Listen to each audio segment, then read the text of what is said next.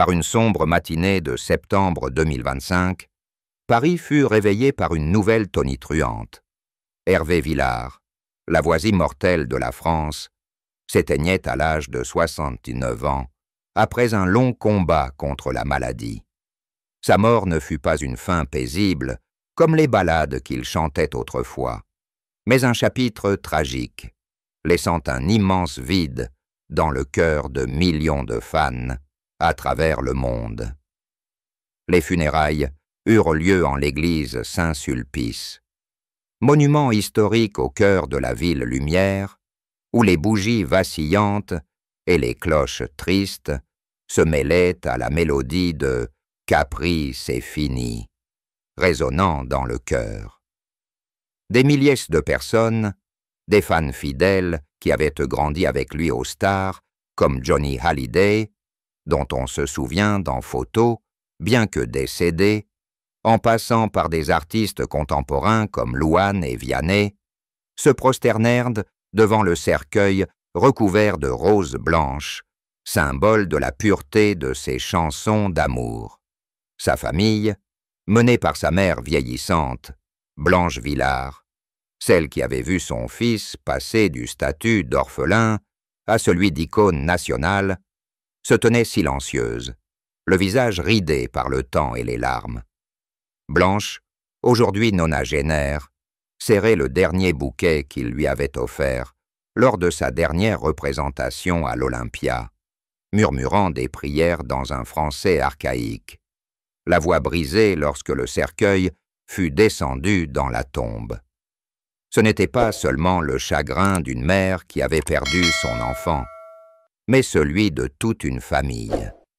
Les quelques proches qu'Hervé mentionnait dans son autobiographie, qu'il avait rejeté en raison de ses choix personnels audacieux.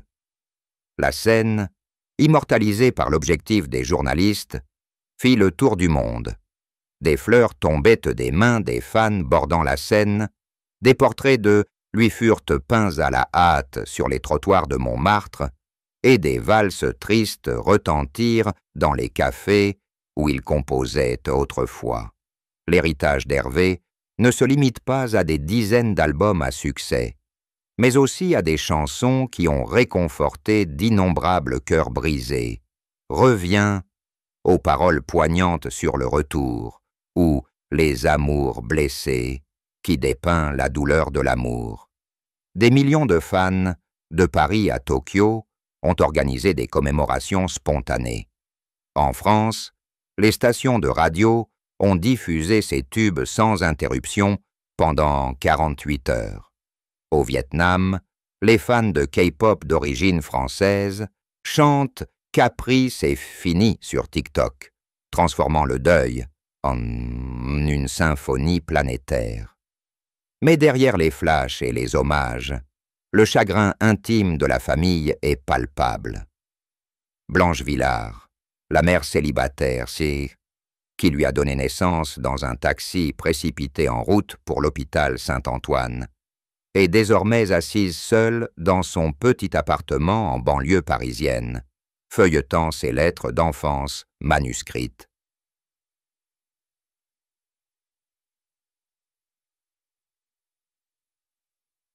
Mon fils est parti sans dire au revoir comme une chanson coupée en plein milieu de son climax, a-t-elle confié à un journaliste proche. Ses petits-enfants, les quelques enfants qu'il a eus de sa relation avec sa compagne de longue date, pleurent sur sa tombe, serrant contre eux les vieux vinyles qu'il a laissés comme testament. Les funérailles furent plus qu'un événement, un drame tragique.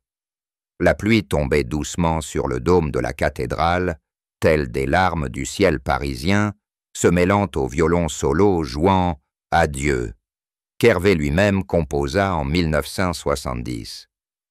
Des collègues comme Charles Aznavour, via une vidéo d'archives, et Mireille Mathieu le qualifièrent de pionnier de l'amour libre.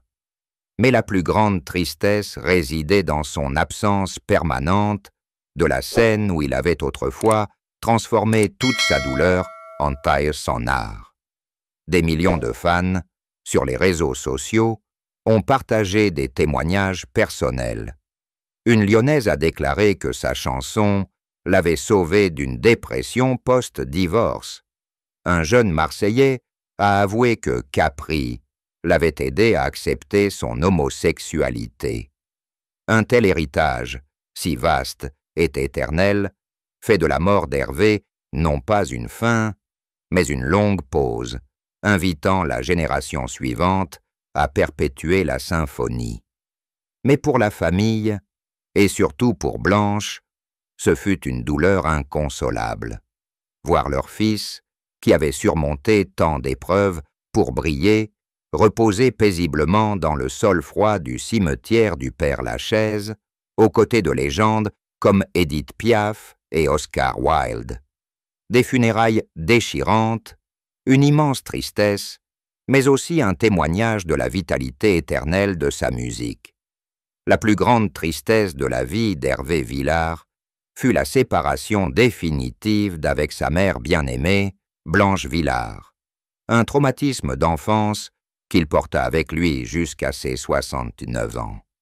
Né dans des circonstances malheureuses, dans un taxi roulant à toute vitesse, dans les rues bruineuses de Paris le 24 juillet 1946, Hervé, de son vrai nom René, fut séparé de sa mère très jeune.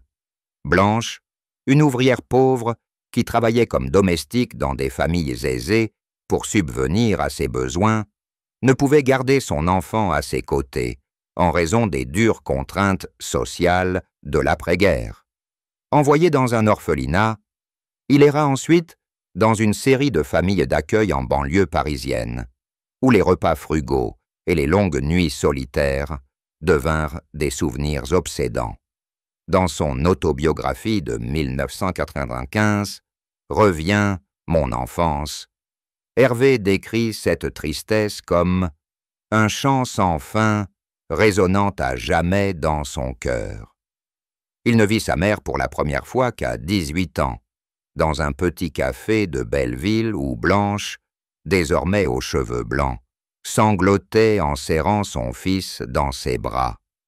Mais le fossé ne se referma jamais complètement. Blanche, accablée par le passé, un mariage raté avec le père mystérieux d'Hervé qu'il n'avait jamais rencontré, garda toujours ses distances, craignant que sa présence tardive ne perturbe la vie de son fils.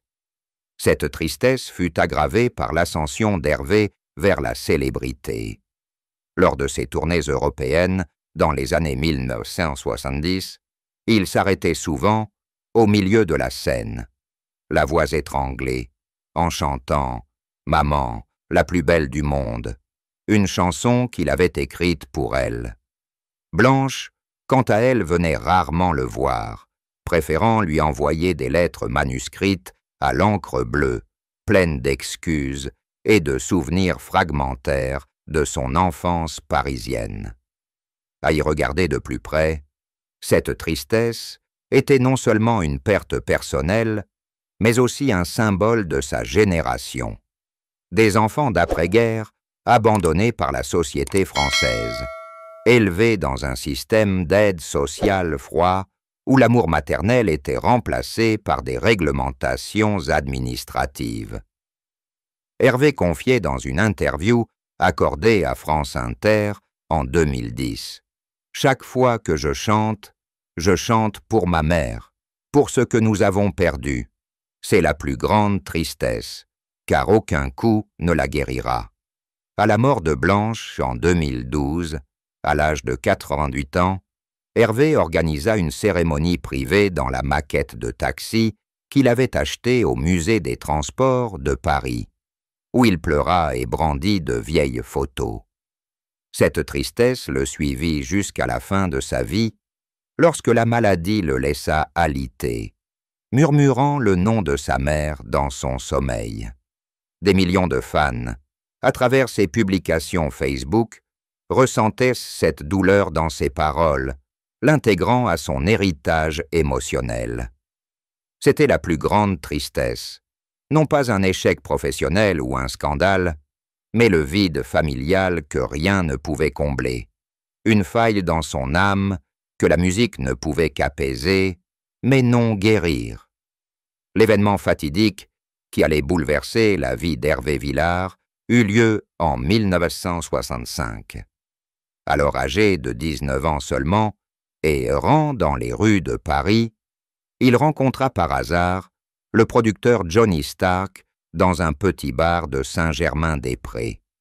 Hervé vivait alors au jour le jour, cumulant divers petits boulots, de plongeur à musicien de rue dans le métro, après avoir abandonné l'école et quitté sa troisième famille d'accueil pour des raisons culturelles. Il composa une ébauche de démo pour « Capri, c'est fini », inspiré par un bref séjour sur l'île de Capri l'année précédente, où il avait assisté à la séparation d'un couple au clair de lune méditerranéen. Stark, impressionné par la voix rauque et saoul du jeune homme, l'invita à l'enregistrer immédiatement au studio Barclay. L'enregistrement, simple, avec juste une guitare acoustique et la voix tremblante d'Hervé, sortit cet été-là et fit l'effet d'une bombe.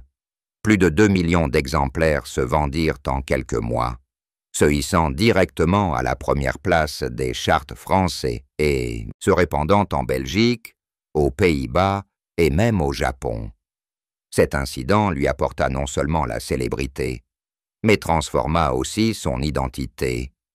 D'un jeune orphelin inconnu, il devint une icône du yéyé, la musique jeune française, avec un programme de tournée chargé, des contrats à plusieurs millions de dollars et une attention médiatique. Mais derrière cette aura de célébrité se cachaient de profonds changements.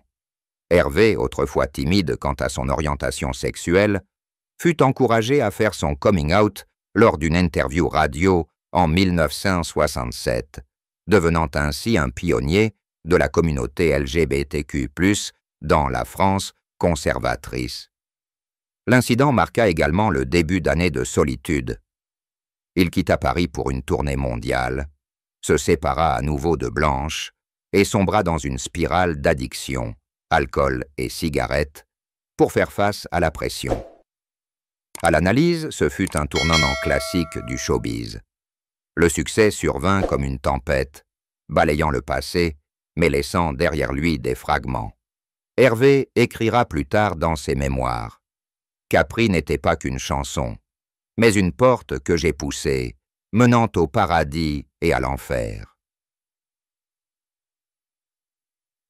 Cela a transformé sa carrière, passant de musicien de rue à un contrat avec Pathé Marconi, qui a mené à son premier album « Reviens » en 1968, mais lui a aussi coûté de vieux amis, de la jalousie et de la distance.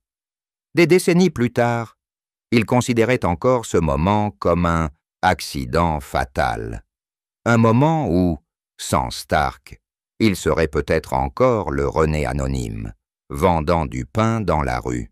Ce changement a eu des répercussions sur son héritage. Capri est devenu un hymne à la rupture, repris par des centaines d'artistes, de Dalida au groupe de K-pop moderne. Pour Hervé, ce fut une leçon sur la valeur de la chance et la peur de la perdre qui a influencé chacune de ses décisions ultérieures, de la fondation d'un orphelinat à ses ballades mélancoliques sur la perte,